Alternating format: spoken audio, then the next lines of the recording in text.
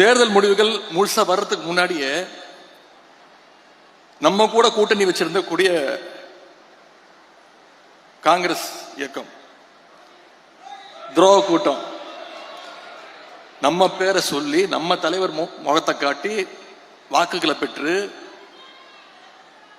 தலைவரை பார்த்து ஒரு நன்றி கூட சொல்லாம ஓடி போச்சு. அந்த நன்றி கெட்ட கூட்டம் திமுக காரன் என்னைக்கும் மறக்க மாட்டான், மறக்க கூடாது. தமிழ்நாட்டு மக்களும் மறக்க மாட்டாங்க. 5 எம்எல்ஏக்களை அவங்களுக்கு சப்போர்ட் பண்ண வச்சு ஆட்சி அமைச்சாங்க. அது மட்டும் இல்ல, நம்முடைய கூட்டணியில் ஜெயிச்ச இன்னும் சில கூட்டணி கட்சிகள்ல நம்ம தலைவர்கிட்ட வந்து சொல்லிட்டு தலைவர் தான் போயிட்டு வாங்கினாங்க. நம்ம தலைவர் தயவு தான் இன்னைக்கு ஆட்சி நடந்துட்டு இருக்கு.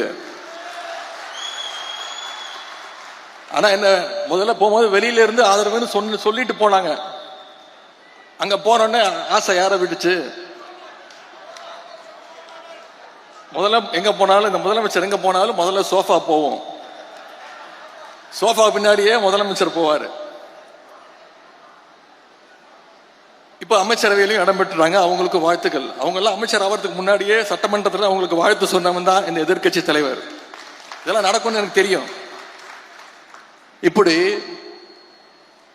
நம்முடைய தலைவருடைய உழைப்பால வெற்றி பெற்று அந்த கட்சியுடைய ஆதரவோடு தான் இன்னைக்கு இந்த சோஃபா மாடல் ஆட்சி நடைபெற்றுக் கொண்டிருக்கிறது.